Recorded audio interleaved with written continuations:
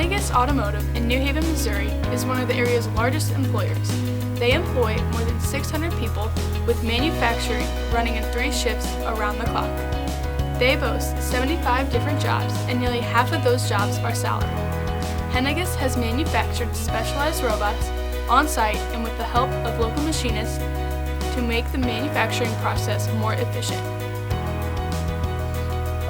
You can see the rubber going into the extruder over there. So that's basically where the whole process starts. It feeds the rubber into a screw extruder and it just keeps pulling more material in, heats it up, and then it goes into the die. And it's customer-specific tooling that makes the shape that we want.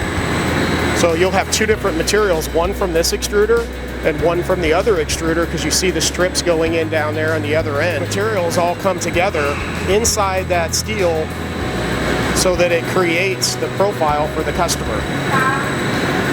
Right now it's completely soft.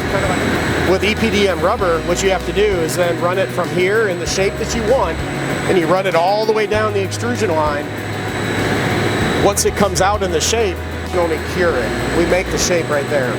So once it gets cured, it becomes solid. It actually drives the chemical reaction. And the lot to your left is actually a task robot that will just pick up the glass that's staged by one of our team members, and it picks it up, automatically runs, and drops it into one of the datum fixtures that's here in the middle. And it'll do a right-hand piece, and then it'll do a left-hand piece. And that prepares it in the exact right position every single time, so that the task robot over here, the big yellow one, can pick it up and then apply the primer to both sides of the glass.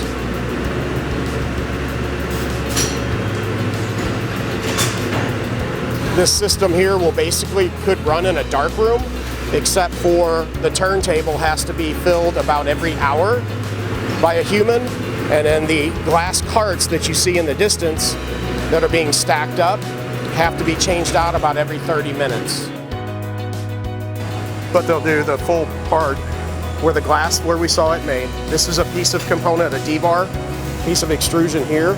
This clip, this clip, this clip, these 2 clips, and then this header.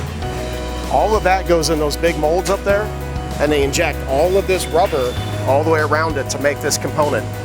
And then this component goes into this mold, and it molds the rest of it on here. And then you get a finished part that looks like this.